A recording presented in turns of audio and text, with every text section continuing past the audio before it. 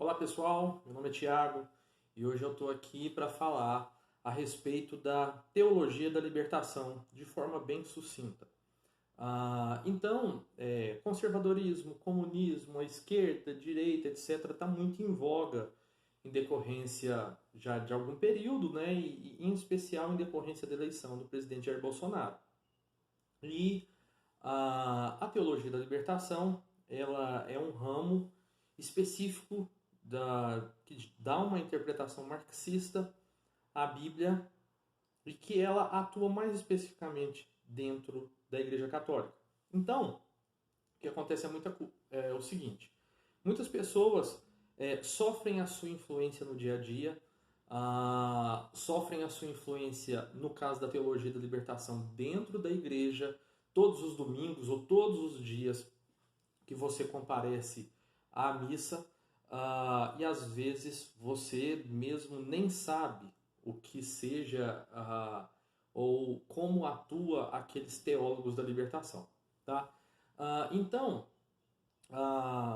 rapidamente é bom lembrar que a Igreja Católica é uma das poucas instituições que, onde ela esteve, ela ofereceu resistência ao comunismo. Contudo, aproximadamente ali na década de 50 para a década de 60, pós Segunda Guerra Mundial, e aí mais especificamente pós Stalin na Rússia, seu sucessor foi o Nikita Khrushchev. E a intenção dele era espalhar o comunismo pelo mundo inteiro. Então, aí você vai falar, o que teologia da libertação tem a ver com esse assunto de comunismo? Calma que nós vamos chegar lá.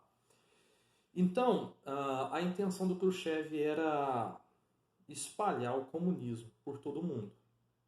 Em especial na América Latina. Né? Começando ali, não é bem América Latina, Cuba, mas começou com Cuba. Enfim, então Khrushchev queria espalhar o comunismo pelo mundo, e o comunismo já mudou de estratégias, assim como a KGB mudou de estratégia várias vezes. Então o comunismo, como foi muito bem intitulado no livro do Azambuja, que é A Hidra Vermelha, o comunismo ele é como uma hidra, ele sempre é metamórfico. Então ele utiliza várias estratégias. E nós, no Brasil, especificamente dentro da Igreja Católica, nós somos vítimas da teologia da libertação. Vejam esse ano a campanha da fraternidade, leiam os jornais, os folhetos com a liturgia nos domingos, geralmente a última coluna dos folhetos aqui, principalmente na minha região, você vai ver claramente como que algumas instituições aí têm atuado de modo a fomentar isso aí. Quem faz um grande trabalho a respeito desse assunto é o Bernardo Kister. Acessem o canal dele, que vocês vão ter mais informações mais específicas quanto à teologia da libertação aqui no Brasil. Mas então, eu gostaria de falar a respeito da origem da teologia da libertação. Eu, como ex-protestante, vocês podem acessar meu canal aí e assistir os vídeos em que eu falo a respeito da minha mudança para o catolicismo. Então, no período meu de mudança do catolicismo do protestantismo para o catolicismo, eu tive contato com vários padres na minha cidade, de várias linhas diferentes. Então, você vai ver que boa parte deles não vê nenhum mal na teologia da libertação e vê como algo até bom. É aquela velha narrativa da esquerda. A teologia da libertação era uma coisa boa, mas que foi desvirtuada, ela surgiu na América do Sul, e etc, etc, etc. Então, chegando ao ponto do vídeo que eu queria esclarecer, que eu disse no começo, eu quero mostrar qual a origem da teologia da libertação. E aí vocês julguem se ela é realmente uma interpretação que condiz com a Bíblia e com a tradição da Igreja Católica, ou ela não passa de um pastiche, de uma estratégia para acabar, para fulminar a Igreja Católica de dentro para fora. Eu tenho aqui um livro que eu já mostrei nos vídeos anteriores, que se chama Desinformação, tá? Yom Mihail Pachepa. Esse cara aqui, ele é o desertor de mais alto grau que já desertou da KGB. Ele tem outros livros. Esse aqui foi lançado há pouco tempo no Brasil. Ele mostra vários assuntos, inclusive as guerras do comunismo específico contra a Igreja Católica. E aqui ele trata de um capítulo sobre a teologia da libertação. Então vamos ver aqui, eu quero citar textualmente a fonte para mostrar a origem da teologia da libertação. Vamos lá. Página 151 do livro. Nos anos 1950 e 1960, a maioria dos latino-americanos, a maioria deles eram pobres, camponeses religiosos que aceitavam o status quo. E Khrushchev estava confiante de que poderiam ser convertidos ao marxismo através de uma manipulação hábil da religião. Em 1968, a KGB conseguiu manobrar um grupo de bispos esquerdistas latino-americanos, fazendo sediar uma conferência em Medellín, na Colômbia, a pedido da KGB.